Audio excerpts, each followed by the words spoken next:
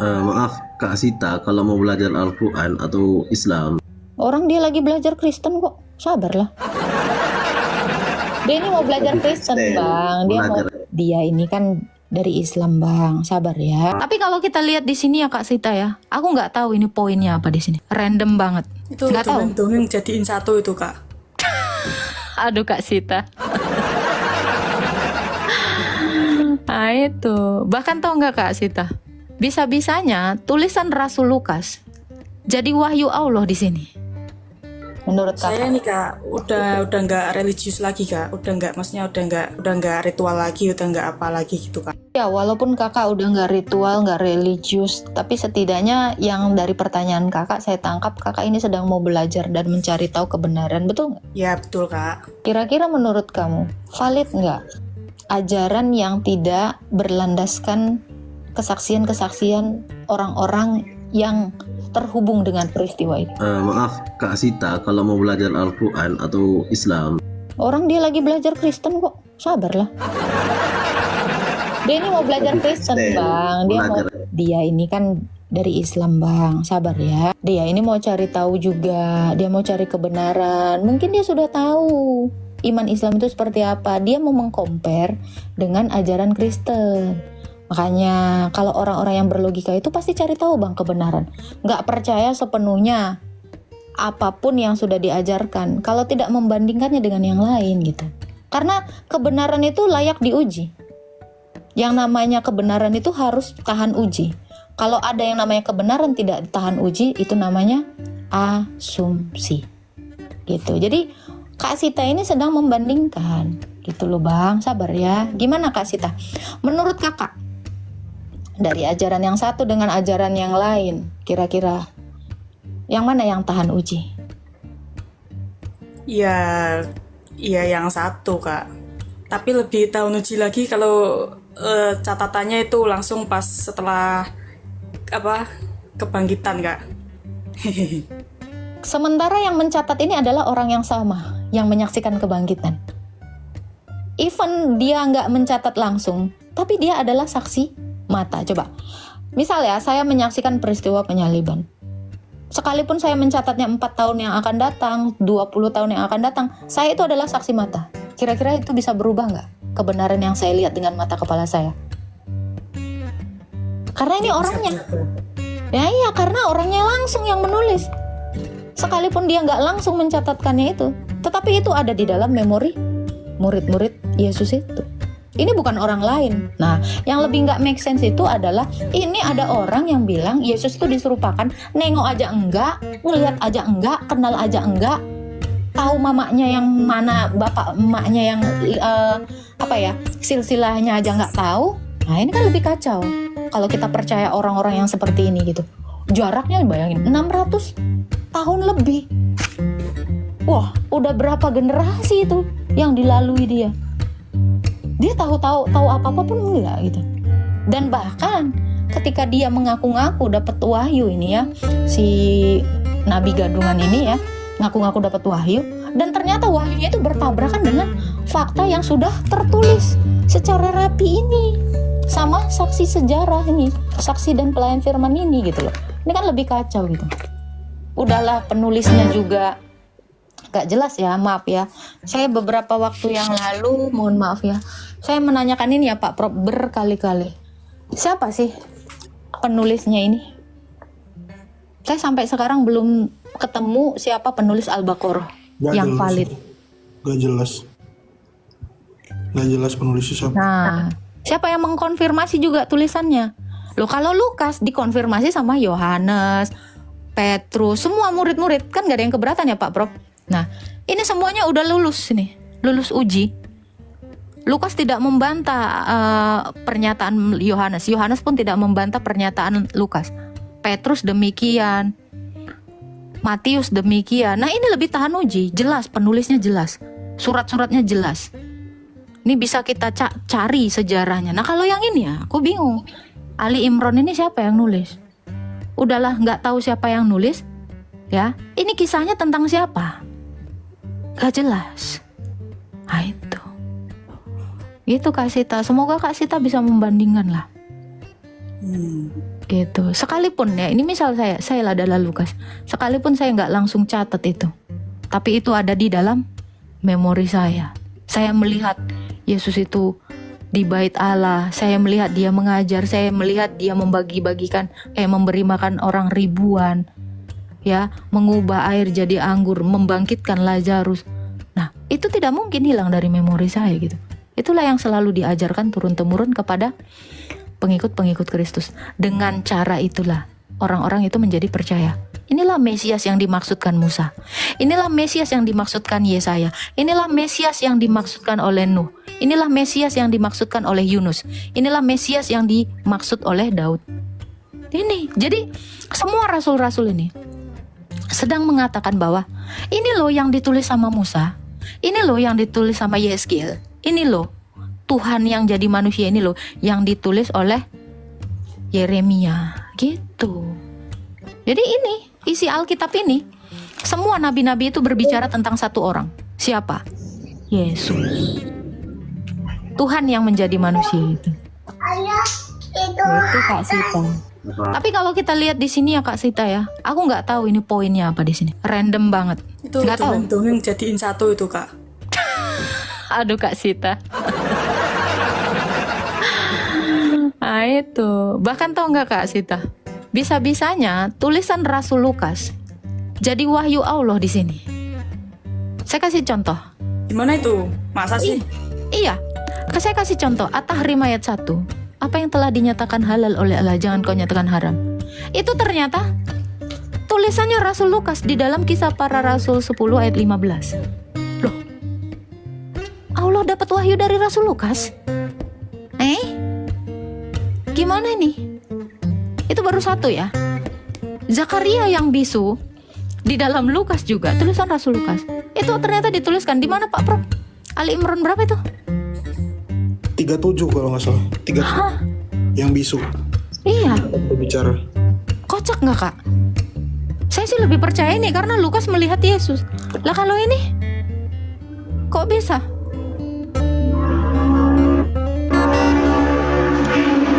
Wih, siapa balapan? Oh, lagi balapan nih, Rossi. Nah, Seven Sleeper ini lebih parah lagi ya Pak Prof ya. Surah Al-Kahfi. Emang apa isinya itu? Itu loh, tentang 7 pemuda tertidur di gua itu. Itu dari mana Pak Prof? Dari kisah santonya orang Kristen. Santo Aretas ya? Dan nama, Siapa? bukan. Kafi itu. Ashabul Kahfi itu Iya. Seven Sleeper. Ternyata santo. Santonya orang Kristen Ortodok. Dia tertidur di Efesus. Efesus itu tempat orang Kristen. Nah di Islam juga di sini. Itu setelah turun ayat di Al-Quran, baru tahu tuh Bang. Tahu apa? Nah. Soal Al-Kahfi itu. Yang ngomong siapa nih? Pak Prof. Saya. Itunya lambangnya masih mute soalnya. Kenapa Bang Asyadu? Ini baca namanya pengen syahadat gue. Iya, lanjut aja. Harus habis bacanya, harus habis. Iya, karena orang-orang syahadat tuh nggak tahu apa-apa, cuma modal syahadat doang. Beda orang masuk Kristen harus tahu dulu, katekisasi dulu. Tadi kenapa tuh? Si Asyadu, si Ashabul Kahfi itu kenapa itu ceritanya? Iya, ada di Al-Quran. Iya tahu. Terus poinnya apa? Poinnya Hah? gini. Jangan dengar homili Dari- di gereja, itu poinnya. Gini, dari turunnya ayat itu yang Nabi Muhammad SAW ini nggak tahu apa-apa, kok bisa tahu dia dari wahyu itu? Satu. Yang kedua soal air asin terbagi dua, tawar dan asin, dari mana dia tahu? Apakah di Nah, Bible itu ada ini menerangkan tafsir gaduh-gaduhan ini. Cocok logi itu. Ada nggak di Bible ada nggak menjelaskan itu? Sementara nggak masuk akal nggak? Kita nggak tahu tapi kita bikin kan nggak nyata itu kan? Tapi buktinya nyata itu. Yang pertama kisah Ashabul Kahfi ini diambil dari ceritanya Santo dari gereja di Syria. Yang kedua tentang air asin dengan apa yang tidak menyatu. Itu diambil dari bukunya Strabo, orang Yunani. Sebelum Muhammad ada sudah ada itu. Jadi dia cuma ngutip-ngutip doang. Ya, itu yang paling konyol ya, Di Islam itu kalau mau sholat udah wudhu kesenggol anjing boleh nggak? Boleh nggak? Sholat kesenggol anjing. Kalian lagi sholat terus kepegang kesenggol anjing. Tunggu Prop itu di bukunya Strabo orang pagan Yunani ya kan? Orang Yunani. Loh, Nah. kok bisa Allah dapat wahyu dari orang Yunani? Itu apa, Kak? Apa itu, Kak? Jawabannya itu ada di dalam surat Al-Kahfi ayat 90 sampai 98. Jawabannya di situ. Karena di situ ada orang Yunani namanya siapa? Zulkifli. Zulkarnain. Zulkarnain itu adalah Alexander the Great, rajanya orang Yunani Makedonia. Jadi memang Loh, Kak, Allah kok semakin terlihat itu kayak campur-campuran gitu ya. Semua itu dicampur adukin jadi satu gitu. Kayak campur sari itu. apa yang lu ada di gua juga ada gitu. Palu gada. Jadi kalau ditanya tadi saya nanya orang Islam itu ada yang bisa membatalkan wudhu itu adalah wanita sama anjing, ya enggak? Kalau wudhu kesenggol anjing, wudhu lagi kan? Wudhu anjing sama kentut, ya enggak? Kalau kentut, wudhu lagi kan? Nah tapi coba pikir ya, ketujuh pemuda itu punya peliharaan apa tuh, Bang Asyadi? Anjing. Nah pertanyaannya apakah dia orang Islam? Coba. Perbedaan zaman. Hubungannya apa perbedaan zaman sama anjing? Astaga. Jadi itu jelas bukan orang Islam, orang dia pelihara anjing kok. Kalian menyangkal soal makan babi, kalian bilang itu khusus untuk Bani Israel. Ini gimana Bang kok Ya tulisan? kan? Itu perbedaan zaman kalian bilang. Tunggu, ini tulisan perbedaan zaman kalian Santo orang ortodok ini kenapa ada di Quranmu itu coba? Kamu nggak bertanya itu? Iya pelihara anjing lagi. Udah gitu anjingnya jadi surat, jadi ditulis di dalam nama Al-Quran lagi. Surat Al-Kahfi ayat 9. Coba buka Bang Asyad. Betul Betul kan? Nama anjingnya ada kan? Betul kan? Ada. Nah Itu coba kan saya tanya, diceritakan. nama istrinya Adam siapa? Di Al-Quran. Nggak tahu Allah. Nggak ada. Allah nggak tahu, tapi Allah tahu nama anjing 7 orang itu kan. Itu kacau itu Allahmu. Anjing dihafal, orang-orang penting nggak diingat. Kurang kerjaan Allahmu itu Bang. Istrinya Ibrahim nggak ada, istrinya Musa nggak ada, istrinya Yakub nggak ada, istri Ismail nggak. Tapi nama anjing dicatut jadi ayat Al-Quran namanya Rakim. Emang istri pentingnya nama Zakaria anjing pun dia nggak apa? tahu, Bro. Kenapa ya, Pak? Emang ceritanya tuh gimana tuh? Kok sampai ada nama anjing? Oh iya, coba buka surat Al-Kahfi ayat 9. Itu ada nama anjingnya tuh Rakim. Itu kata Bang Asyadu. Betul itu, Bang Asyadu ini cerdas nih.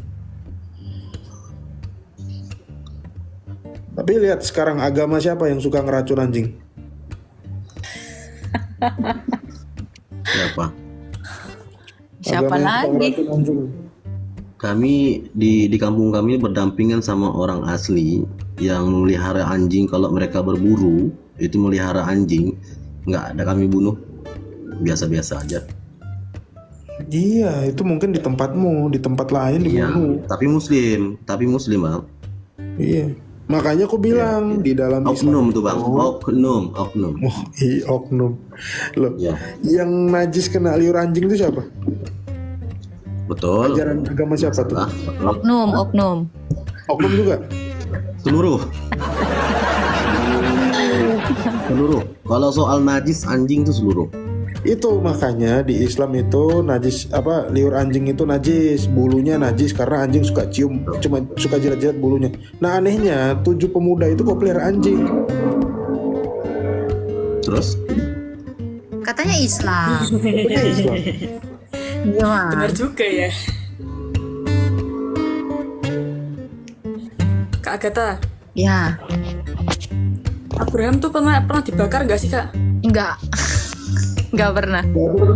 Nggak pernah dibakar. Itu lagi aneh ya. Itu targumnya orang Yahudi, targum Jonathan ben Uziel, targum abad 3. Jonathan ben Uziel adalah orang Ibrani. Dia secara keliru menerjemahkan ayat yang ada di dalam Torah atau Taurat. Di situ tulisannya gini, Akulah Tuhan yang mengeluarkan engkau dari Ur Kasdim. Itu ada di Kejadian ya. Sorry. Ada di surat lagi. Ada di Kejadian 15 ayat 7. Oke? Nih, saya buka kamera. Besarin tak? aja Pak, ya Pak. Ya, biar kita baca sama-sama ya. Mana pensilku? Pensilku hilang lagi. Pakai jari aja lah. Prop, pensilnya prop. Oh ini. Ya, Kejadian 15 ayat 7. Oke.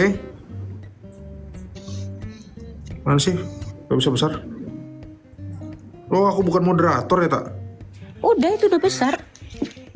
Ini tempatku masih kecil. Wah, Error ya? serius bang? Udah kak, udah besar. Oke. Moderator Ini juga. tempatku masih kecil. Oke, di sini. Lagi firman Tuhan kepadanya, Akulah Tuhan yang membawa engkau keluar dari Berkasdim. Ur Kasdim untuk memberikan negeri ini kepadamu menjadi milikmu. Ur ini apa? Ur ini adalah kota. Kenapa ada kota namanya Yerusalem? Ur Salayim, ya. Ur Kasdim. Nah, dalam bahasa Ibrani, Ur ini artinya api. Ur ini artinya api. Maka si Jonathan ben Uziel tadi, si penulis Targum, bukan orang Kristen ya, ini Yahudi abal-abal, menulis Targum dan dia menerjemahkan kata Ur Kasdim itu si Abraham dikeluarkan dari api di Kasdim. Padahal ini artinya adalah kota. Abraham kan bukan orang Yahudi kan? Bukan kan? Abraham bukan orang Yahudi. Ini artinya adalah kota. Belum ada Yahudi bang di zaman Abraham. Belum ada Yahudi. Ini artinya adalah kota Kasdim yang ada di Irak sana. Tapi akhirnya Jonathan ben Uziel keliru menerjemahkan ini menjadi api kota Kasdim. Dan akhirnya targumnya Jonathan ben Uziel diakui kekeliruannya bahwa dia salah menerjemahkan. Lucunya ada kitab suci di abad ke-7 ikut-ikutan ngutip targum yang salah tadi. Parah nggak? Berarti ini dong Pak, Tuhannya ketipu sama dongeng gitu apa gimana sih? Tuhannya ketipu sama orang yang salah translate. Saya tunjukin ya. Tak, muka lu juga nggak gerak tak? Muka gua kan ditutup. Error ya HP ku ya. Bukan, mungkin jaringanmu Pak Prof. Coba ini tak matiin dulu. Bentar, aku turun dulu, aku naik lagi. Muka gua katanya nggak gerak. Orang muka gua ketutup. Coba mungkin nge-lag ya Pak Prof.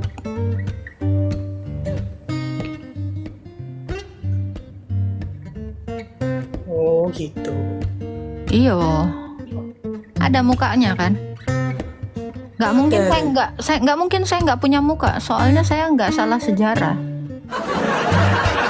Kalau yang nggak ada muka itu ketika dia mengutip sejarah yang salah, udah nggak ada muka lagi tuh. Mati lagi laptop. Bentar. Ambil, aku ganti laptop. Ya, tapi ini ada Pak Prof. Ada. Pak Prof, berarti targum yang tadi itu dari abad berapa Pak itu Pak? 3, abad 3. Oh, ya pantes toh.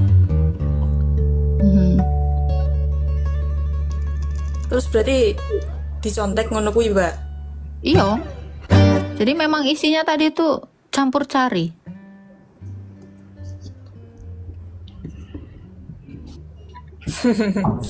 Tak kreatif ya Pak Prof ya. Ya, tapi itu katanya wahyu. Nggak bisa wahyunya nyeleneh. Ngapusi temenan. Ngapusi temenan.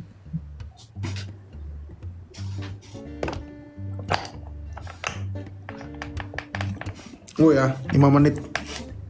Siap. Aku lupa bawa charger. Tapi Prof, apa reaksi mereka tahu kebenaran ini, Prof? Yang penting mereka imani saja.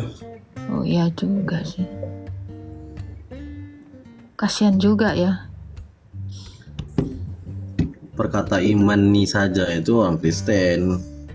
Loh, imani saja itu bahasa Arabnya tahu nggak apa? Samina wa ta'na Karena itu. banyak teman-teman saya orang Kristen, kalau tanya sama pendeta soal Trinitas itu apa imani sajalah. Samina wa ta'na itulah imani saja. Betul nggak tak? Betul.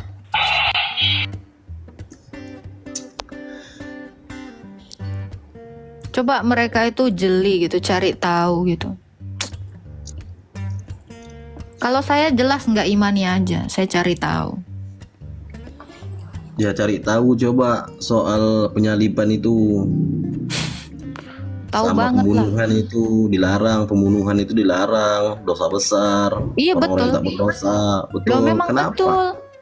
Yang Kenapa melakukan tiba-tiba itu kan dia orang salib? Sebentar. Yang melakukan itu kan bukan orang Yahudi, orang Romawi, bro. Tetap. Nah, silakan Pak Prof. Ya ini ya bukti bahwa Allahnya kena prank sama terjemahan yang keliru. Itu Di sini Sefaria teman-teman, website Yahudi ya, Pak, ya?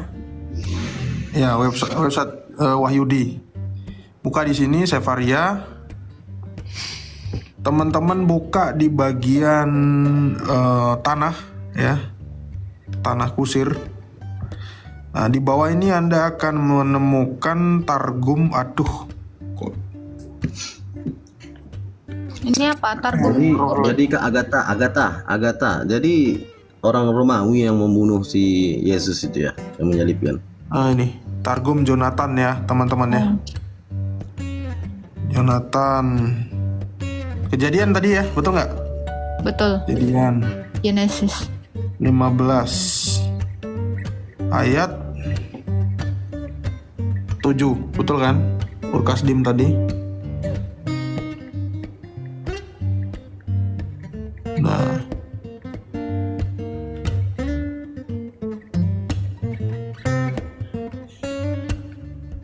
Jangan lupa tap-tap ya teman-teman ya. Ini banyak yang ngamuk ini di bawah. oke lihat terjemahannya ya, ngawur ya.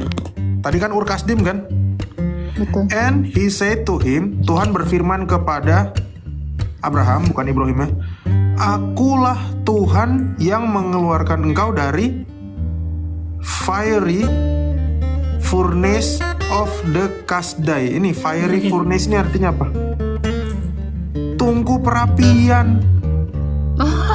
Tar, kita buka ya. Dikira dibakar, astaga Tuhan. Kita buka pakai Google Translate. Oke. Nih. Coba saya bisa nggak? Saya copy ya. Kasian Google copy. Ini Google Translate Inggris Indonesia. Coba aku Ctrl V. Ya, betul ya, sama ya. Fiery furnace ya. Jadi, akulah Tuhan yang membawa engkau keluar dari tungku api Kasdai atau Kasdim tadi. Lihat nggak? Ngaco kan? Padahal kota Kasdim. Ini berarti Allah kena prank nih sama Jonathan Ben Uziel.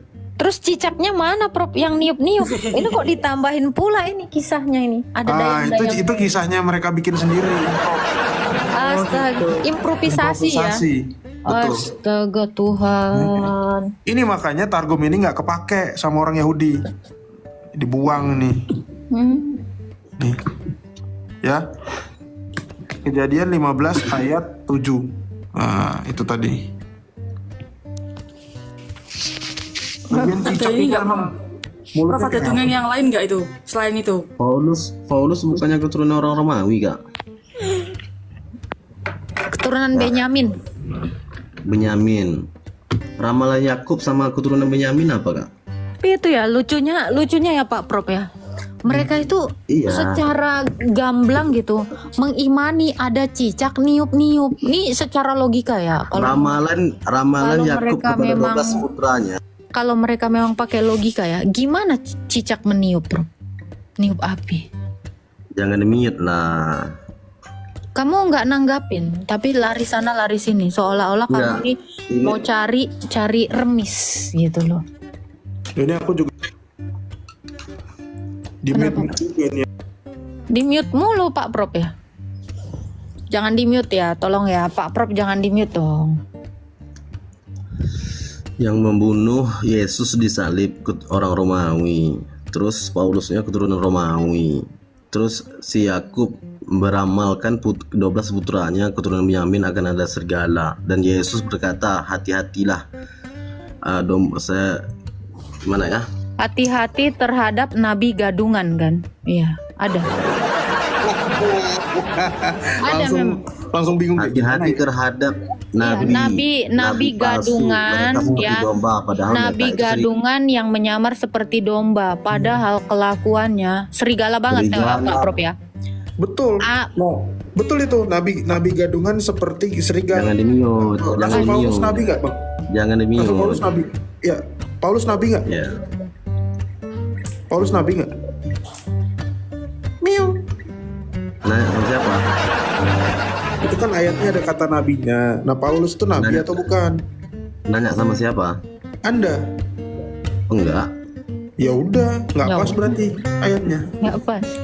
Paulus bukan nabi. Hati-hati sama nabi Jadi gadungan. Rasul itu apa? Rasul itu utusannya Mesias.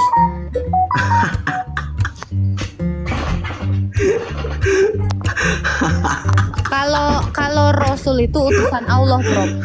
Kalau di Islam sendiri, Rasul itu adalah setan, Bro. Coba buka Maryam 83. Nah, ini Rasul. Rasul yang diutusi kami. Kita lihat di Maryam 83. Tidakkah kamu melihat bahwa kami mengutus setan-setan? Nah, ini Rasul. Jadi, Rasul itu langsung diutus Allah. Mantap, mantap.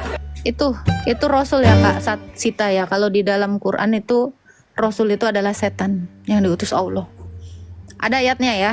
Silakan cek Maryam 83.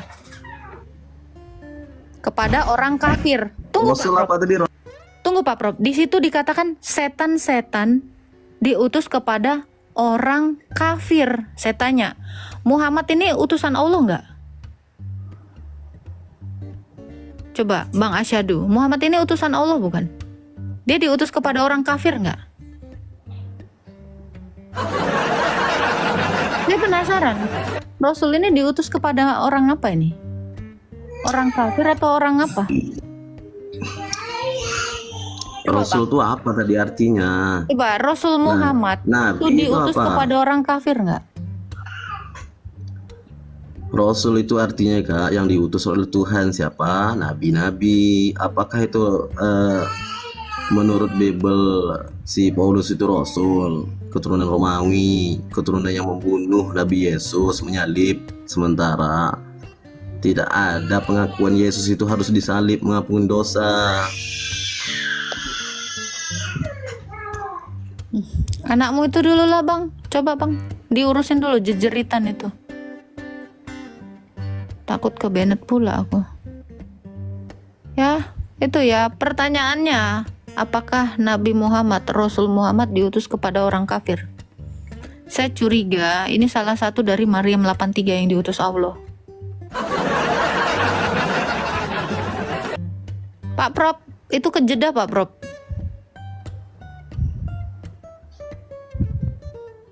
Pak Prop. Ini habis ini pasti saya dicat sama kadrun-kadrun ini. Iya, tenang aja Kak Sita. Coba, Kak Sita pernah tahu nggak kalau Nabi Muhammad ini diutus kepada kafir? Betul nggak? Nggak tahu Kak, saya dulu kan kalau ngaji cuman Arab Kak.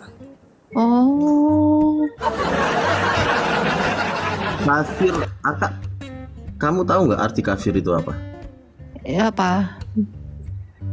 Orang-orang yang nggak mau nerima agama Islam, Iya. makanya diturunkan, makanya dibenarkan Mm-mm. kepada orang-orang kafir. Jadi Nabi Muhammad Biar diutus dia kepada orang kafir mempelajari. bukan? biar dia pelajari. Ya, saya tanya, biar dia Nabi menerima. Muhammad diutus Makanya untuk- ada kata perkataan kafir. Ya, saya tahu. Ya seperti kamu. Muhammad Kalau ini kamu, diutus kepada orang kafir nggak kak, bangsa? Orang-orang oten kalau dibilang kafir, jangan marah. Enggak, saya nggak orang marah. Oten itu Saya nggak kalau marah. dibilang Saya lebih- kafir, marah. Enggak Karena- ada. Justru kami senang disebut kafir daripada disebut Islam, jijik. Perkataan kafir. Nah, pertanyaan saya cuman gini, Bang. Oh, saya selalu bilang ya, saya lebih suka disebut kafir. Tanya ya, ribuan orang di room saya tiap hari saya bilang, jangan sebut saya Islam, saya lebih suka disebut kafir, laknatullah. Saya suka itu. Ya, saya bangga. Ya. Ini orang-orang di sini tuh tahu. Pertanyaan saya, apakah Muhammad diutus untuk orang-orang kafir? Coba Bang, itu aja saya tanya. Apakah Muhammad diutus untuk orang-orang kafir? Kalau kata Pak Prof berapa ini? Jeda ini. Sebentar Bang. Iya. Coba asyhadu. Pak Prof, kamu itu kejeda Pak Prof. Mungkin ada telepon dia. Coba Pak asyhadu, saya tanya, apakah benar Muhammad ini nabi atau utusan yang diutus kepada orang-orang kafir? Betul nggak? Silakan Bang. Bang asyhadu. Ayo dong, dijawab dong. Apakah benar Muhammad ini diutus untuk orang-orang kafir? Hah? Ini sangat sinkron sekali nih dengan Maryam 83. Ada yang diutus untuk orang-orang kafir supaya berbuat maksiat dengan sungguh-sungguh. Coba Bang Asyadu, Ya, coba saya tanya, apakah Muhammad ini utusan Allah yang diutus kepada orang-orang kafir? kepada umatnya dan kepada orang kafir. Nah, coba baca Maryam 83. Coba baca Maryam 83. Coba, ada Qurannya di dekat situ, Bang? Coba. Nah, Coba.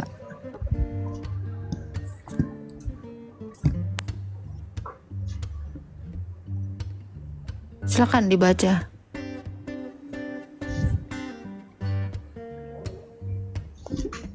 Kenceng ya bacanya ya.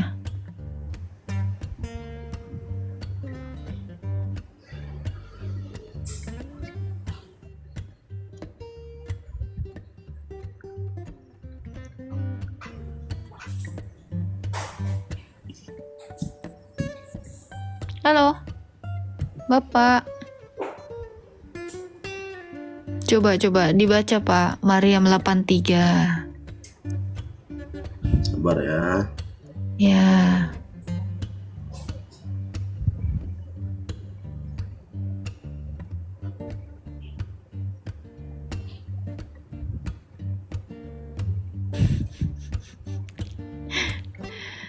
Astaga. Jangan lupa tap-tap ya teman-teman yang di bawah ya.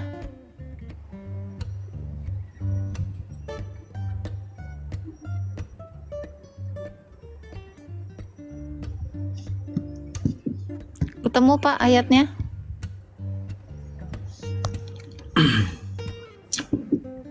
Sabar. Hmm. Tidakkah engkau perhatikan bahwa kami telah mengutus setan-setan kepada orang-orang kafir untuk Loh? benar menggoda mereka berbuat maksiat? Siapa yang diutus? Itu bukan. Itu utusannya siapa? Saya? Ini berbeda konteks. Loh, ternyata setan itu adalah Rasulullah. Allahu Akbar. 8384 kamu dengar ya. Dengar. 84-nya, maka janganlah terburu-buru meminta kebinasaan mereka. Ya iya memang nggak Meminta usah. kebinasaan mereka. Jadi, kalau karena tidak Nabi kita bagi gadungan mereka itu- mulai beberapa hari yang akan kami hitung dengan teliti. Sambungannya baca. Apa sambungannya apa? Coba sambungannya apa? 84-nya baca. Apa? Maka janganlah terburu-buru meminta kebinasaan mereka. Mereka di situ siapa? Ya orang kafir. Kafir. Makanya Iya, Allahmu betul. itu mau membinasakan Orang semua kafir. orang kafir Nabi dengan Muhammad cara itu, Iya. Nabi Muhammad Allahmu ingin membinasakan orang kafir dengan jalan mengutus siapa? Muhammad. Salah, setan-setan. Loh, kok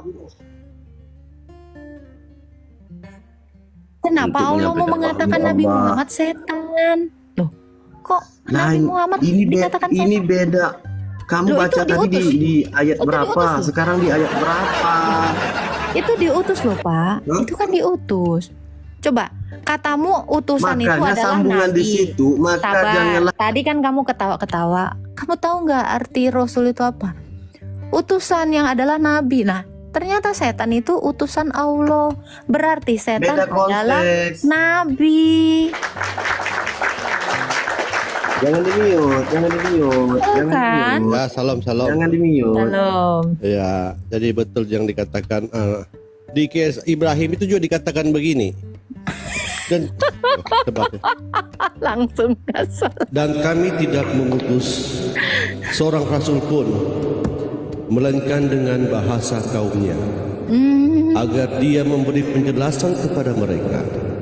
Maka Allah menyesatkan siapa yang dia kehendaki Wah. dan memberi petunjuk kepada siapa yang dia kehendaki. Dia yang maha perkasa, maha bijaksana, maha benar Allah dengan segala firman-Nya. Jadi di Ibrahim 4 ini dikatakan Allah itu mengutus rasul dalam bahasa kaumnya. Saya mau tanya Pak Asyadu, orang pagan Quraisy itu berbahasa apa? Gimana? Orang pagan Quraisy, orang Quraisy berbahasa apa? Nggak tahu saya. Bahasa Arab, jangan tidak tahu. Hah? Muhammad berbahasa apa? Berbahasa Arab, jangan tipu-tipu.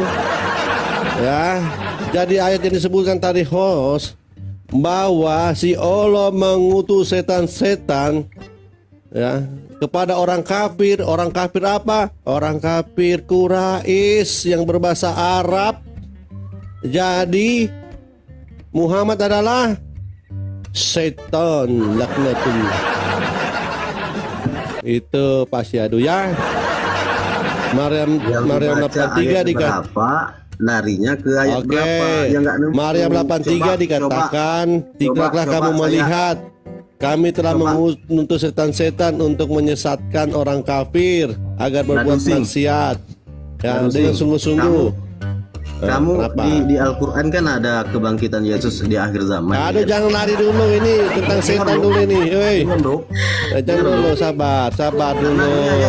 Ayat kamu lari-larikan. Ayat Tidak, lari-larikan. kamu dengar ya, Maryam 83 Ayat kamu dikatakan begini. lari-larikan. Maryam 83 saya buka ya. Aduh, mana saya punya HP yang satu ini. Kamu lihat Maryam 83.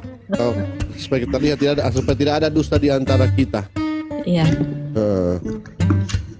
Kamu lihat ya, saya buka. Kamu buka mata, makanya sering ngaji itu jangan cuma tahu juga ngerti. Supaya kamu jangan biasa kena tipu di masjid. Kamu ini biasa kena tipu di masjid. Terus di sini kamu pamer ketololan kan lucu kau ini. Di masjid Ustadz yang tipu dia mau tipu juga kita di sini. Jangan dulu yang kau hadapi nih Oten woi hei Fulan, ya, saya kasih kelihatan ke kau ya. Perlihatkan. Kita buka dulu Maryam 83. 83 Maryam, di mana engkau berada? Oh ini. PS 83. Oke. Saya percantik dulu tampilannya. Ini bagus ini Pak Asadi ini harus ini, jangan cuma tahu asadu padahal artinya saksi dusta. Tidakkah engkau melihat bahwa sesungguhnya kami telah mengutus seton-seton kepada orang-orang kafir untuk mendorong mereka berbuat maksiat dengan sungguh-sungguh. Maha benar Menyesatkan Allah ini ya.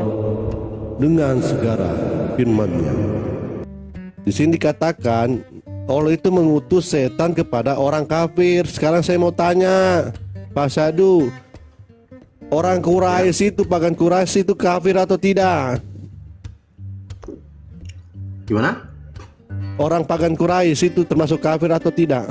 Atau Islam? Orang pagan Quraisy.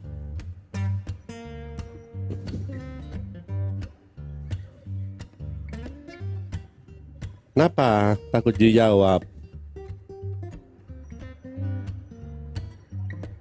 Kenapa tidak takut dijawab, Pak Asyadu? Oke, saya bantu jawab. Orang pagan Quraisy itu adalah kafir, namanya saja pagan. Atau kamu mau disamakan dengan pagan, Asyadu? Apa? Asyadu? Kenapa, Asyadu? Kamu tergoncang ya? Sama sekali enggak. Iman saya kuat. Oke, orang pagan Quraisy itu kafir atau tidak? Terserah Anda. Ya kafir lah. Namanya saya pagan. Mau tidak disamakan kamu pagan Quraisy dengan Islam? Terserah Anda. Tidak ada pemaksaan di sini. Menurut Anda apa? Oke, kafir. Berarti yang diutus ke orang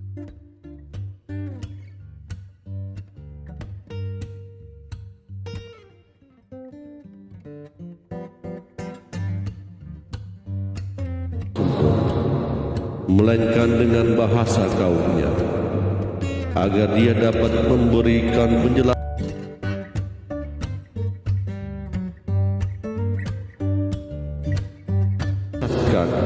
siapa yang dia kehendaki dan memberi petunjuk kepada siapa yang dia kehendaki. Dia yang maha perkasa, maha bijaksana,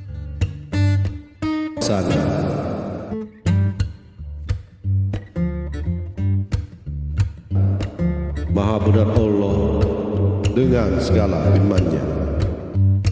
Oke, sekarang kita lihat dia mengutus dengan bahasa kaumnya ya. Orang pagan Quraisy itu berbahasa apa? Berbahasa Arab. Gak usah malas tanya kau, karena pas kamu mau jawab. Orang pagan Quraisy itu berbahasa Arab. Ya, Muhammad juga berbahasa Arab. Jadi sesuai dengan ayat yang tadi bahwa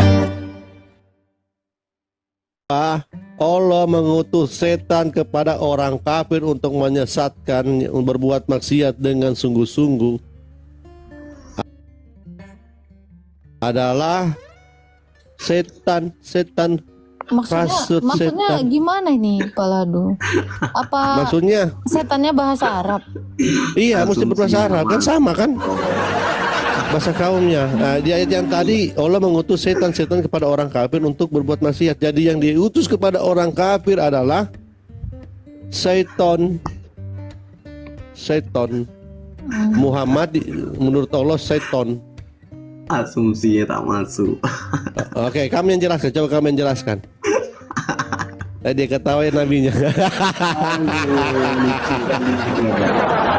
Dia ketawain nabinya, jangan begitu lah. Ini nih kamu, coba kami artikan ini. Kalau udah asumsinya biar saya pula lagi yang nanya. Oh iya kamu. Ini nih kamu artikan ini. Ini yang tadi. Ini. Bagaimana ini? Nggak mungkin Pak Ladu, dia nggak akan mungkin membahas kitabnya karena dia memang udah malu. Pasti dia mau lari ke Alkitab. Nggak ada yang malu, pasti nggak ada yang mau malu. lari ke Alkitab. Karena Dia pasti mau nanya penyaliban Yesus. Karena beda. Itu kan asumsi kalian. Gimana soal Bukan asumsi, ini ada ayatnya. Coba kamu ngasumsikan. Coba kami artikan. Quran asumsi sih. Betul. Ayatnya betul. Betul itu. Di sini tidak ada pemaksaan. Terserah kamu mau bilang siapa. Mau terserah. Tapi coba tadi tuh ya, Ashabul Kahfi ternyata itu kisah-kisah dari santo atau uskup-uskup di gereja. Iya, Yakub dari Seruk. Kisah anjing tadi pun kisah Ibrahim yang keluar dari api ternyata di dalam Targum Yonatan. Ternyata itu kisah-kisah Israeliat yang keliru. ini gimana sih Allahmu ini banyak kali nerima wahyu dari buku-buku orang yang nggak jelas. Kok bisa tahu ya? Iya. Yang heran Iya, yang herannya itu kok bisa lah dia baca buku-buku yang nggak jelas gitu. Sementara Targum itu aja udah nggak dipakai sama orang Yahudi. Kenapa? Karena itu kesalahan tafsir. Ini adalah apa? Kebiasaan mencontek. Makanya kalau orang mencontek itu agak pinteran dikit. Iya, Nyontek sudah itu menyontek jangan salah. dari orang yang nggak jelas. Jangan di-mute. Iya, kok heran kok. Coba bukakan dulu Pak Ladusing ya. Ya. Kisah Para Rasul 10 ayat 15. Ini kenapa Allah ini dapat wahyu dari sini? Bentar ya, Asyadu, jangan terguncang ya. Memang Allahmu ini suka kali dapat wahyu dari Rasul kami gitu loh. Ini yang lebih menggemparkan gitu loh. Paladu. Ya, Itu ya. Pak yang itu lantas terus menerus memperbincangkan kejadian tersebut itu, dia tuh digibahin apa gimana tuh ceritanya tuh?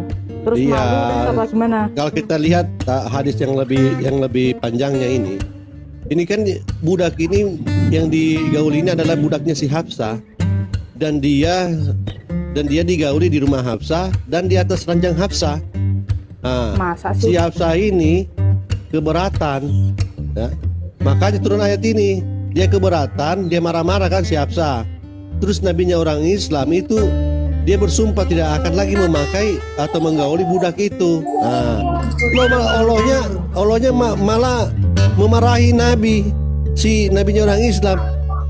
Begini kata si Allah, mengapa kamu mengharamkan apa yang Allah halalkan bagimu? Ini Allah kan lucu-lucu, lawak-lawak. Orang tidak mau bersinah malah disuruh bersinah. Ya. Nah, si Hafsah ini dia membicarakan kejadian ini kepada Aisyah, istri kesayangan. Kalau kita baca lagi ayat selanjutnya, ini Aisyah dengan Hafsah ini mau dikeroyok sama Allah, malaikat, orang mukmin. Mau lihat ayatnya? Kita lihat ini. Gara-gara kejadian ini, dua perempuan ini mau dikeroyok sama Allah, para malaikat dan orang mukmin. Kita lihat ayatnya ya. Oh, ayat keempat. Empat ya, mana empat? Ini saya bacakan ya.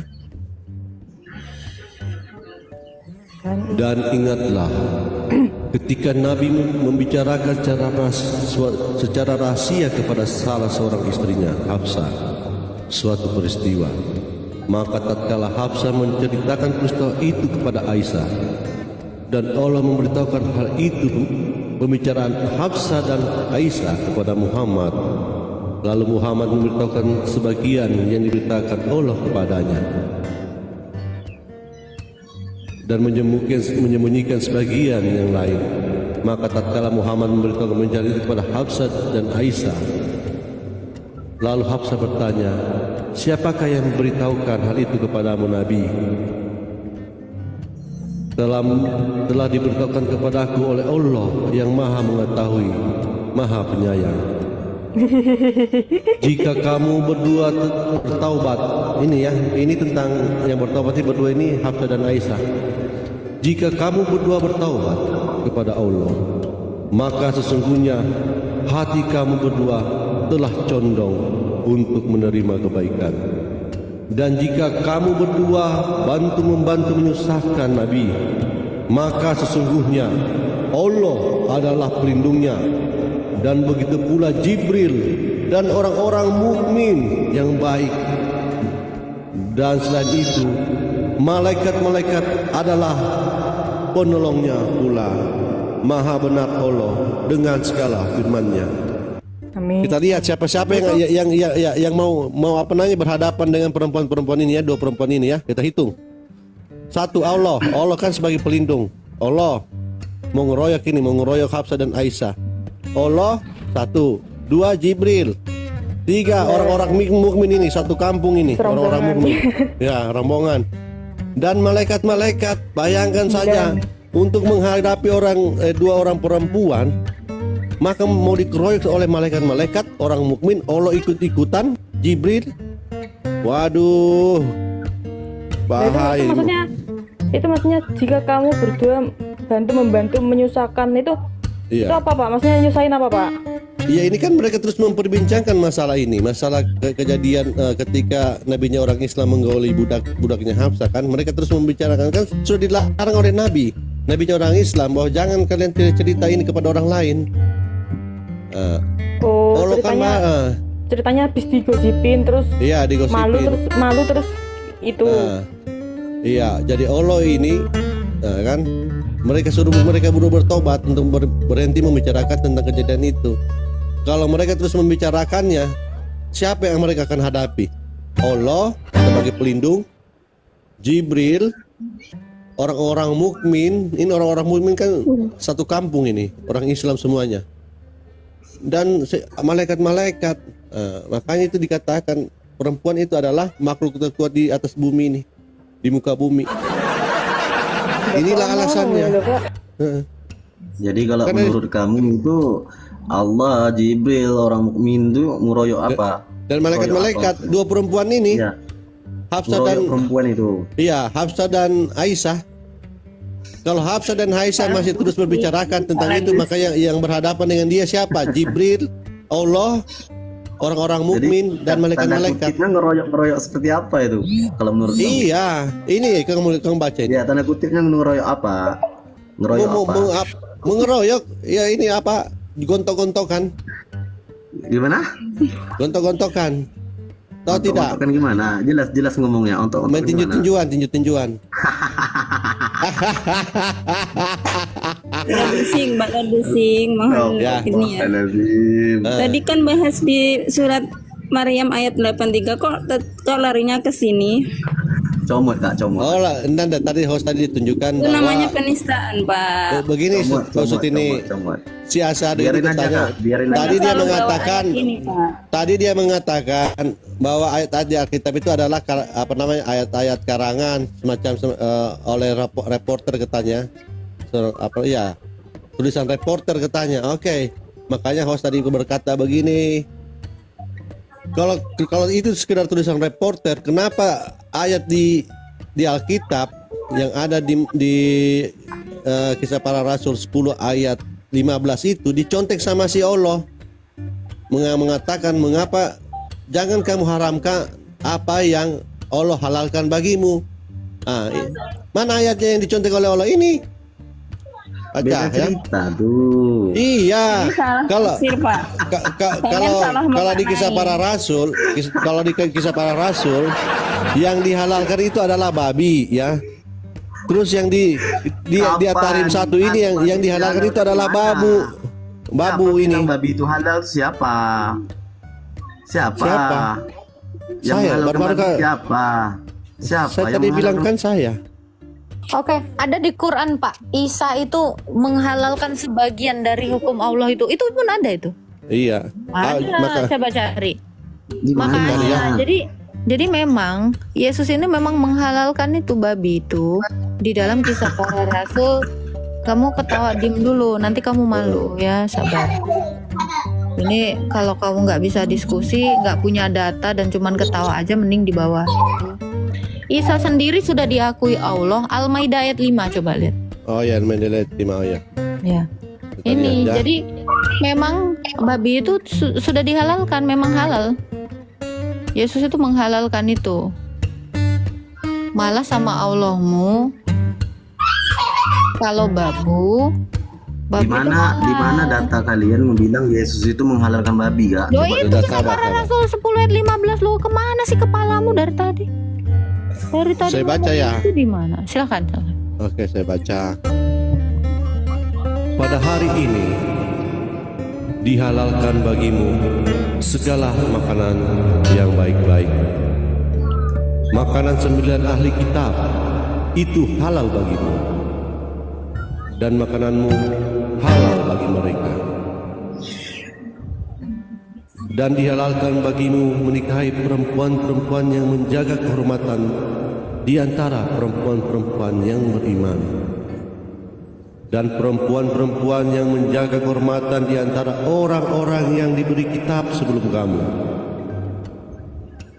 apabila kamu membayar mas kawin mereka untuk menikahinya, tidak dengan maksud berzina dan bukan untuk menjadikan perempuan piaraan. Barang siapa kafir setelah beriman, maka sungguh sia-sia amal mereka, dan di akhirat dia termasuk orang-orang yang rugi. Maha benar Allah dengan segala firman-Nya. Itu. Oke, kita ke sini. Hari ini dihalalkan bagimu segala yang baik-baik, makanan sembelihan ahli kitab. Ahli kitab ini siapa menurut Pak Asyadu? Lanjut. Ahli kitab ini kita jawab dulu ini. Ahli kitab ini siapa ini?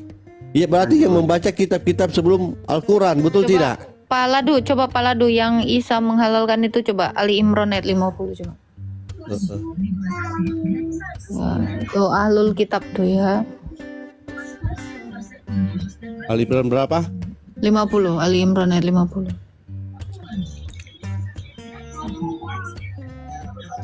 Jadi dan sebagai seorang yang membenarkan Taurat yang datang sebelumku, dan agar aku menghalalkan bagi kamu sebagian dari yang telah diharamkan untukmu, dan aku datang kepadamu membawa satu tanda dari Tuhanmu. Karena itu bertakwalah kepada Allah dan taatlah kepadaku. Maha benar Allah dengan segala firman-Nya. Memang dia bawa tanda mukjizat apa? Bukan soal makanan itu. Oh, itu sembelihan. Allah. Halalkan bagimu sebagian yang sudah diharamkan.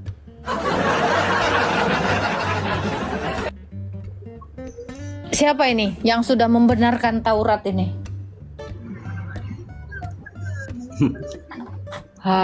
Coba.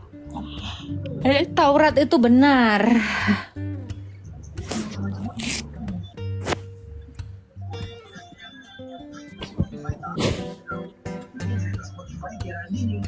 Iya. Jadi jelas Pak Asadu ya.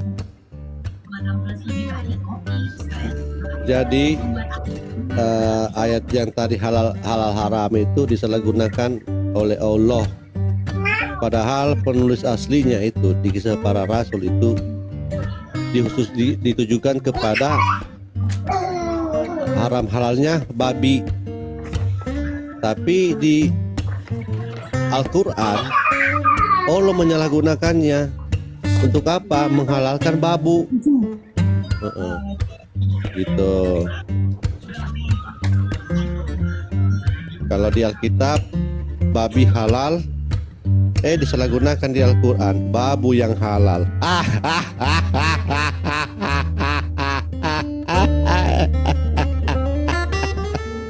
Lawak. Itu Isa ya, itu konteksnya itu Isa itu. Luar biasa. Itu yang yang di sini itu bukan soal makanan. Tidak, tidak ini tadi kamu kan bertanya, Pak. Daging babi itu yang diharamkan pun harus dihalalkan. Mencomot-comot ayat yang dibahas bukan soal babi, ya dilarikan jadi soal babi biar halal gitu. Oke, kamu jawab. Oke, kamu jawab. Ahli kitab yang dimaksudin siapa? Ahli kitab. Ahli kitab ini siapa? Ahli kitab adalah orang-orang yang membaca kitab sebelum Al-Quran, yaitu Taurat, Zabur, dan Injil. Yang membaca kitab Taurat, Zabur, dan Injil adalah cuma orang Oten, orang Kristen. Jadi makanan orang Oten, sembelihan orang Oten itu halal bagi orang Islam. Oten makan babi, itu halal bagi kalian. Mulai kapan? Dibilang Allah apa? Mulai pada hari ini. Pada hari ini. Kemarinnya itu belum, masih diharamkan. Tapi pada hari ini dihalalkan bagimu segala yang baik-baik. Jadi dalam Islam babi itu memang sempat haram, tapi yang kemarin, tapi pada hari ini dihalalkan bagimu. Jadi ayat yang mengharamkan makan babi ya, di dalam Islam ayat itulah. tiganya apa Ladu, coba baca ya. Dari ayat satunya aja nih jelas banget babi loh yang dimaksudkan Al-Maidah ini ya. Iya, Nih ya. jadi jelas. Wahai orang beriman, penuhilah janji-janji. Hewan ternak dihalalkan bagimu kecuali yang akan disebutkan kepadamu dengan tidak menghalalkan berburu ketika kamu sedang berihram. Ini agak-agak lawak ini. Orang berihram lagi Ayat mau duanya ya. Wahai orang, Pak di-mute dulu Pak anaknya Pak. Ya. Ayat 2-nya, wahai orang yang beriman, janganlah kamu melanggar syariat-syariat kesucian Allah. Jangan apa ini? melanggar Haji, kehormatan jangan bulan-bulan haram. kalaat. Nah itu ya. Tetapi apabila kamu telah menyelesaikan ihram pula ini ayat 3-nya ya, ayat 3-nya dikatakan ini. Ya, diharamkan bagimu memakan bangkai, darah, daging babi, daging hewan yang disembelih bukan atas nama Allah. Nah, ini jadi konteksnya yang ini dihalalkan. Berarti kalau daging babi kalau disembelih atas nama Allah halal.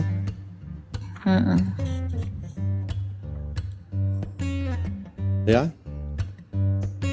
Bahkan bangkai yang disembelih dalam nama Allah halal.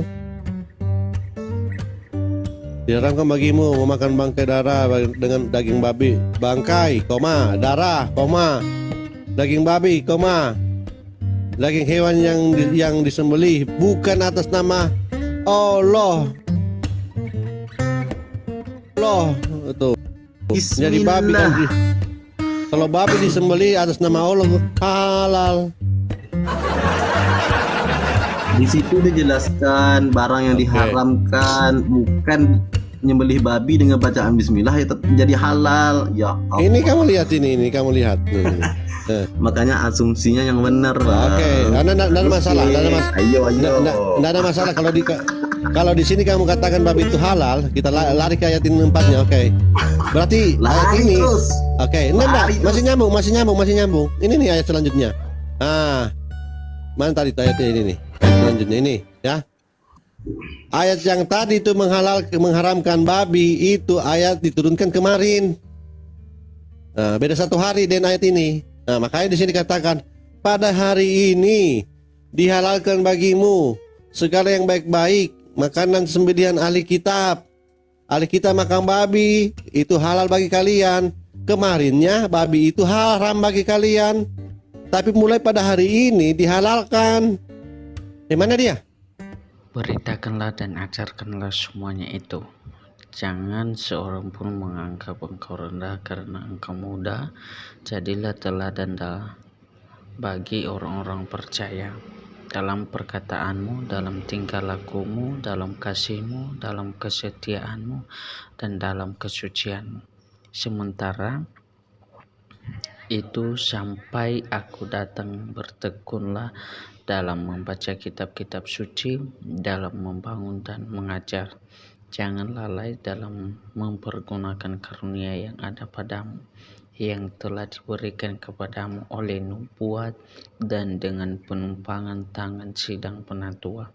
Perhatikanlah semuanya itu, hiduplah di dalamnya supaya kemajuanmu nyata kepada semua orang. Awasilah dirimu sendiri dan awasilah ajaranmu. Bertekunlah dalam semuanya itu, karena dengan berbuat demikian engkau akan menyelamatkan dirimu dan semua orang yang mendengar engkau. Janganlah engkau keras terhadap orang yang tua, melainkan tegurlah dia sebagai bapa. Tegurlah orang-orang muda sebagai saudaramu, perempuan-perempuan tua sebagai ibu, dan perempuan-perempuan muda sebagai adikmu dengan penuh kemurnian. Hormatilah janda-janda yang benar-benar janda. Tetapi jikalau seorang janda mempunyai anak atau cucu, hendaklah mereka itu pertama-tama belajar berbakti kepada kaum keluarganya sendiri dan membalas budi orang tua dan nenek mereka. Karena itulah yang berkenan kepada Allah. Sedangkan seorang janda yang benar-benar janda yang ditinggalkan seorang diri, menaruh harapannya kepada Allah dan bertekun dalam permohonan dan doa siang malam. Tetapi orang janda yang hidup mewah dan berlebih-lebihan, ia sudah mati selagi hidup. Peringatkanlah hal-hal ini juga kepada janda-janda itu, agar mereka hidup dengan tidak bercela. Tetapi jika ada seorang yang tidak memelihara sanak saudaranya, apalagi seisi rumahnya, orang itu murtad dan lebih buruk dari orang yang tidak beriman. Yang didaftarkan sebagai janda hanyalah mereka yang tidak kurang dari 60 tahun, yang hanya satu kali bersuami, dan yang terbukti telah melakukan pekerjaan yang baik, seperti mengasuh anak, memberi tumpangan, membasuh kaki saudara-saudara seiman, menolong orang yang hidup dalam kesesakan, pendeknya mereka yang telah menggunakan segala kesempatan untuk berbuat baik. Tolaklah pendaftaran janda-janda yang lebih muda, karena apabila mereka sekali digairahkan oleh keberanian yang menceraikan mereka dari Kristus, mereka itu ingin kawin, dan dengan memungkiri kesetiaan mereka yang semula kepadanya, mereka mendatangkan hukum atas dirinya. Kaki pula dengan keluar masuk rumah orang, mereka membiasakan diri bermalas-malas, dan bukan hanya bermalas-malas saja, tetapi juga meleter dan mencampuri soal orang lain dan mengatakan hal-hal yang tidak pantas. Karena itu aku mau supaya janda-janda yang muda kawin lagi, boleh anak, memimpin rumah tangganya, dan jangan memberi alasan kepada lawan untuk memburuk-burukkan nama kita, karena beberapa janda telah tersesat mengikuti iblis. Jika seorang laki-laki atau perempuan yang percaya mempunyai anggota keluarga yang janda, hendaklah ia membantu mereka sehingga mereka jangan menjadi beban bagi jemaat. Dengan demikian jemaat dapat membantu mereka yang benar-benar janda. Penatua-penatua yang baik, pimpinnya patut dihormati 2 kali lipat, terutama mereka yang dengan jerih payah berkhotbah dan mengajar. Bukankah kitab suci berkata, janganlah engkau berangus mulut lembu yang sedang menggiring, dan lagi seorang pekerja patut mendapat upahnya. Janganlah engkau menerima tuduhan atas seorang penatua kecuali kalau didukung 2 atau 3 orang saksi.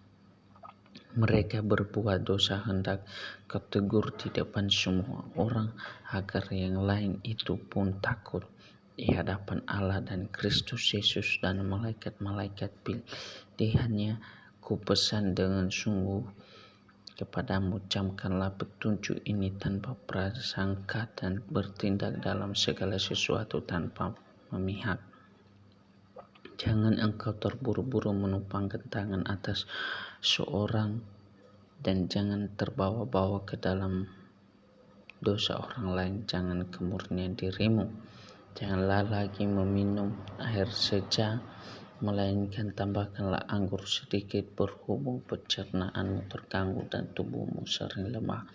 Dosa beberapa orang mencolok seakan-akan mendahului mereka ke pengadilan, tetapi dosa beberapa orang lagi baru menjadi nyata kemudian. Demikian pun perbuatan baik itu segera nyata, dan kalau tidak demikian ia tidak dapat terus tinggal tersembunyi.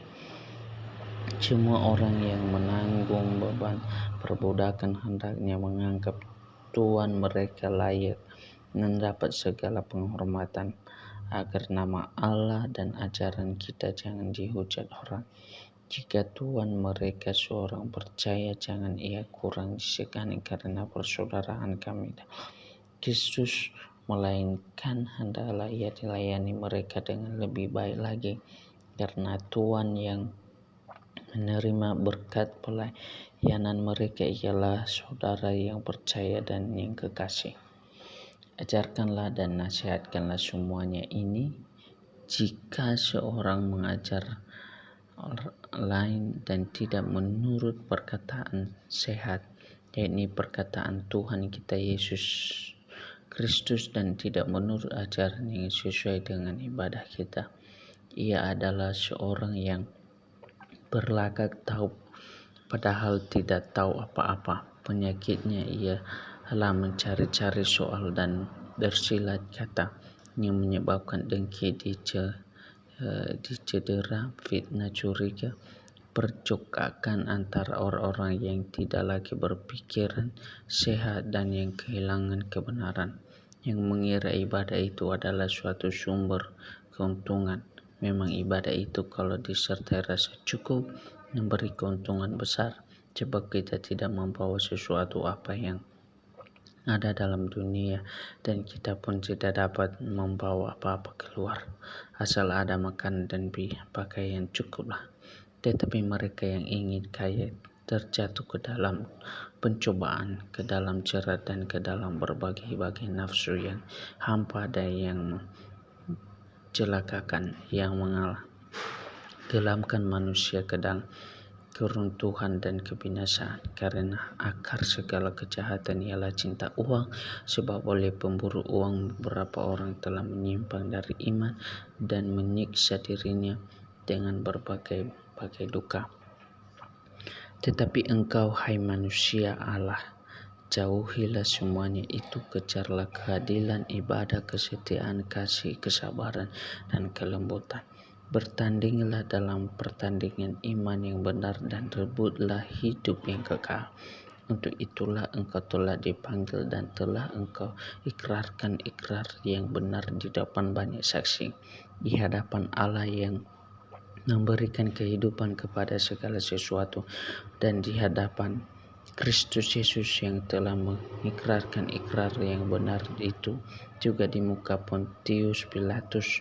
Kuserukan kepadamu, turutilah perintah ini dengan tidak bercacat dan tidak bercela, hingga pada saat Tuhan kita Yesus Kristus menyatakan dirinya, yaitu saat yang akan ditentukan oleh penguasa yang satu-satunya dan yang penuh bahagia, Raja di atas segala raja dan Tuhan di atas segala tuan. Dialah satu-satunya yang tidak takut kepada maut, bersemayam dalam terang yang tak terhampiri.